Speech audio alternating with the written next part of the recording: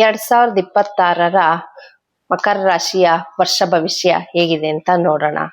ಮಕರ ರಾಶಿಯವ್ರಿಗಂತೂ ತುಂಬಾ ಪಡಬಾರ್ದು ಕಷ್ಟ ಪಟ್ಬಿಟ್ಟಿರ್ತೀರಾ ನೀವು. ಯಾಕಪ್ಪ ಅಂತಂದ್ರೆ 12ನೇವನು 3ನೇವನು ಬಂದು 6ನೇ ಮನೆಗೆ ಹೋಗಿರ್ತಾನೆ. ನಿಮ್ಗೆ ಕುಟುಂಬ ಸ್ಥಾನದಲ್ಲಿ ಬಂದು ರಾಹು ಕೂತಿರ್ತಾನೆ. ಒಂದ್ ಕಡೆ ಕುಟುಂಬದವ್ರ ಕಡೆಯಿಂದನೂ ನಿಷ್ಠೂರ ನಿಮ್ಗೆ, ಈ ಕಡೆ ಮನೆಯಲ್ಲೂ ನಿಷ್ಠೂರ, ಮನೆಯವ್ರ ಕಡೆಯಿಂದನೂ ಹಿಂಸೆ. ಒಂಥರ ಹೆಂಗೆ ಅಂತಂದ್ರೆ ಉಸಿರು ಕಟ್ಟಿದ್ ವಾತಾವರಣ ಅಂತಂದ್ರೆ ಪಾಪ ಮಕರ ರಾಶಿಯವ್ರಿಗೆ ಅಷ್ಟು ನರ್ಕನ ಅನ್ಭವಿಸ್ಬಿಟ್ಟಿರ್ತಾರ ಮಕರ ರಾಶಿಯವರು. ಇದು ಎಷ್ಟು ದಿನಗಳ ಕಾಲ ಇರುತ್ತಪ್ಪ ಅಂತಂದ್ರೆ ಜೂನ್ 2ನೇ ತಾರೀಕುವರೆಗೂ ಇದು ನಿಮ್ಗೆ ಹೀಗೆ ಮುಂದುವರಿಯುತ್ತೆ. ಜೂನ್ 2ನೇ ತಾರೀಕು ನಂತರ ಗುರು ಚೇಂಜ್ ಆಗ್ತಾನೆ.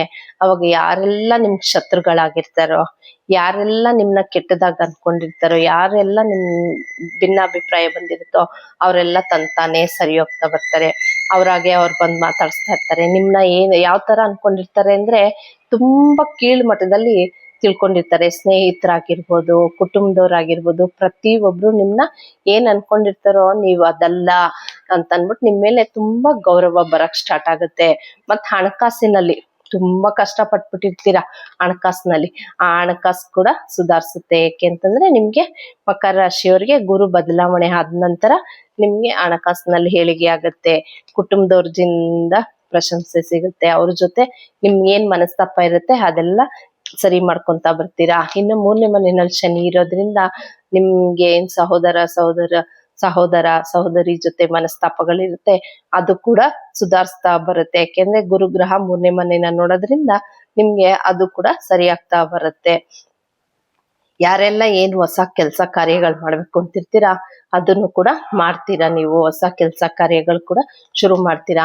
ಮತ್ತೆ ಗಂಡ ಹೆಂಡತಿ ಜಗಳ ಡೈವರ್ಸ್ ವರ್ಗೂ ಹೋಗಿ ನಿಂತ್ಕೊಂಡ್ಬಿಟ್ಟಿರುತ್ತೆ.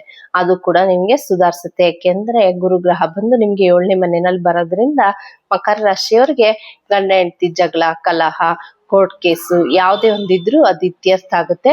ನಿಮ್ಗೆ ನಿಮ್ ಪರವಾಗಿ ಆಗತ್ತೆ. ಮತ್ತೆ ಒಳ್ಳೆ ರೀತಿಯಲ್ಲೇ ಆಗುತ್ತೆ. ಭಿನ್ನಾಭಿಪ್ರಾಯಗಳೆಲ್ಲ ತುಂಬಾ ಕಡಿಮೆ ಆಗ್ತಾ ಬರುತ್ತೆ ಮಕರ ರಾಶಿಯವರಿಗೆ. ಇನ್ನ ಕೇತು ಬಂದು 8ನೇ ಮನೆಯಲ್ಲಿ ಇರೋದ್ರಿಂದ ಸ್ವಲ್ಪ ಆರೋಗ್ಯದ ಬಗ್ಗೆ ಗಮನ ಇರ್ಲಿ ಮಕರ ರಾಶಿಯವರಿಗೆ. ಇನ್ ಕೆಲ್ಸ ಯಾವ್ದಾದ್ರು ಒಂದು ಹೊಸ ಕೆಲ್ಸ ಹುಡುಕ್ತಾ ಇದ್ದೀರಾ, ಒಂದೇನಾದ್ರೂ ಒಂದು ಸ್ಟಾರ್ಟ್ ಮಾಡ್ಬೇಕು ಅಂತ ಇದ್ರೆ ಮಕರ ರಾಶಿಯವರಿಗೆ ಚೆನ್ನಾಗಿದೆ. ಇನ್ನು ಹಣಕಾಸಿನಲ್ಲೂ ನೀವು ತುಂಬಾ ಸ್ವಲ್ಪ ಚೇತರಿಸ್ಕೊಂತಾ ಬರ್ತೀರಾ. ಒಂದೊಂದೇ ನಿಮ್ಗೆ ಪರಿಹಾರ ಆಗ್ತಾ ಬರುತ್ತೆ ಮಕರ ರಾಶಿಯವರಿಗೆ. ಇದಿಷ್ಟು ಮಕರ ರಾಶಿಯವರ ವರ್ಷಫಲ. ನೀವೇನಪ್ಪ ಪರಿಹಾರ ಮಾಡ್ಕೊಬೇಕು ಅಂದ್ರೆ ರಾಹುನ ಆರಾಧನೆ ಮಾಡ್ಬೇಕಾಗತ್ತೆ. ಯಾಕೆಂದ್ರೆ 2ನೇ ಮನೆಯಲ್ಲೇ ರಾಹು ಇರೋದ್ರಿಂದ ನಿಮ್ಗೆ ಕುಟುಂಬ ಸ್ಥಾನದಲ್ಲಾಗಿರ್ಬೋದು, ಹಣಕಾಸಿನಲ್ಲೇ ಇರ್ಬೋದು, ಯಾವ್ದೇ ಒಂದ್ರಲ್ಲಿ ಅದು ಸ್ವಲ್ಪ ಕಟ್ ಆಗ್ತಾ ಇರತ್ತಲ್ಲ, ಅದಕ್ಕೆ ರಾಹು ಗ್ರಹನ ಆರಾಧನೆ ಮಾಡ್ತಾ ಬನ್ನಿ. ಕಾಳಿ ದೇವಿನ ಆರಾಧನೆ ಮಾಡ್ತಾ ಬನ್ನಿ. ದುರ್ಗಾ ದೇವಿನ ಆರಾಧನೆ ಮಾಡ್ತಾ ಬನ್ನಿ. ನಿಮ್ಗೆ ಇದೆಲ್ಲ ಕಮ್ಮಿ ಆಗ್ತಾ ಬರುತ್ತೆ. ಇದಿಷ್ಟು ಮಕರ ರಾಶಿಯ 2026 ವರ್ಷ ಭವಿಷ್ಯ.